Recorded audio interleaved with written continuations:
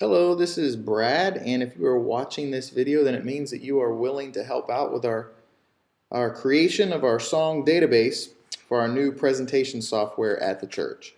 So I'm very excited about this. It's going to give us a lot of new capabilities with our worship presentation, and I really do appreciate your willingness to help. So what this video will serve as is a training session on how to create songs for this database.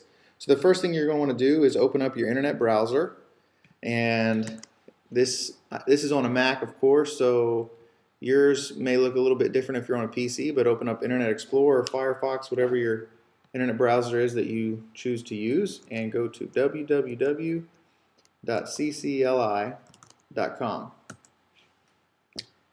which will bring you to a page. It will probably not look like this. It'll probably look like this, where you have to select your country. So select United States, which will bring you back to this page. If you scroll down on this page, you will see the Song Select login box. Now we're going to use our church account, so type in Griffin Road, all lowercase, no space, and the password, which is Jesus Christ, which is all lowercase, no space, and hit login. Hopefully I typed that in right. Okay, so which will bring you to this page, and you want to hit Launch Song Select.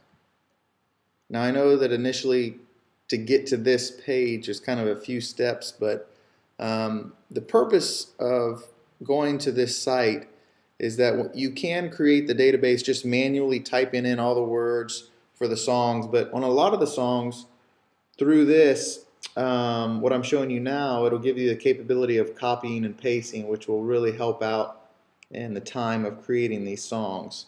So anyhow, this is how you do it. You'll come to this page, and then let's say, for example, we are going to create the song 464, which is Because He Lives.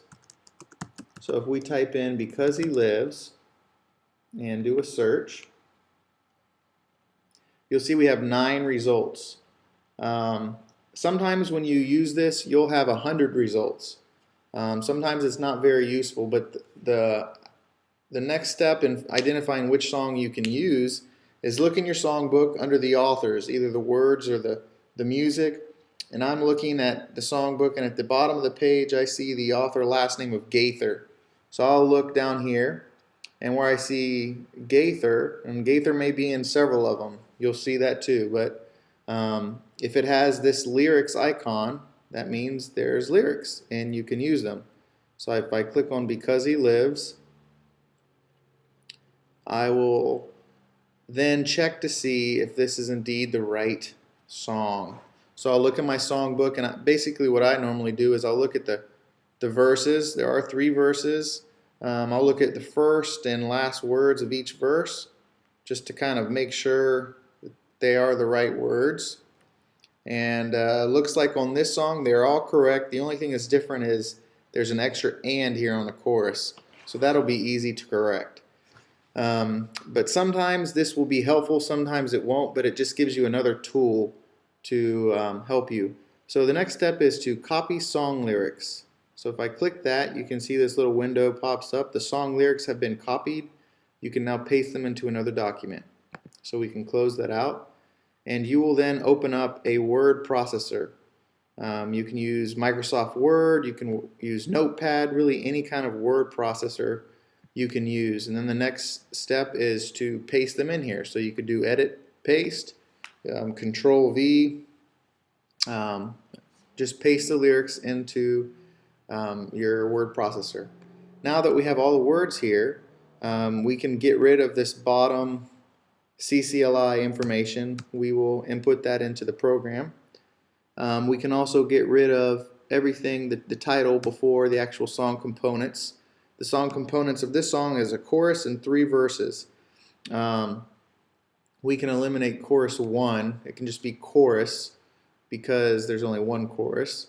And this is the format that we need. Now you can just type this in, and here are the keys if you are going to type this in manually. If I highlight this, you can see each component needs to be labeled. So if it's chorus, you'll put chorus and then enter. You can see the enter mark there. If it's a verse, the same thing. You want to put verse 1 and then enter, and then each line that you write, put an enter at the end of each line. And then you'll separate the components by just an enter. You can have two enters there or one, it doesn't really matter. But basically that's what we need. And it doesn't really matter the order if you have verse 1, 2, 3 and then the chorus. We just need them labeled. Of course it would be helpful if they're 1, 2, 3 and not 3, 1, 2 or anything like that, but this is the format. So if you can't find it on song selection, you have to type it in manually. This is the format that we need. The component labeled chorus, followed by an enter, and then each line followed by an enter, with an enter between each song component. If you do have any confusion on that, just contact me and I'll try to make it a little bit more clear. But that's it. Now, how you save this is a little bit different. You won't save it as a Word document if you're doing in Word, or I'm in Pages here. I won't save it as a Pages document. In Pages, I do File, Export, and one of the options is plain text, and that's what it is for me. Basically, you want to get a TXT file, which is a text file. I'll show you the export first.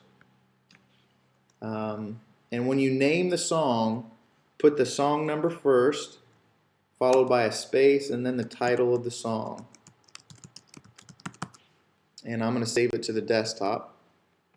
So I'll export that, and then it's done. If you do File Save As, I'm not sure what it is in Word, but just on the extension there, you want to save it as a TXT file.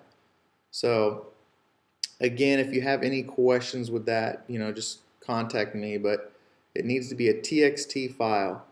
So here it is, and if you are interested in helping out creating these songs, then please contact me and I will give you which songs we still need. I can give you a range that you can create, and I really appreciate it. So thanks a lot.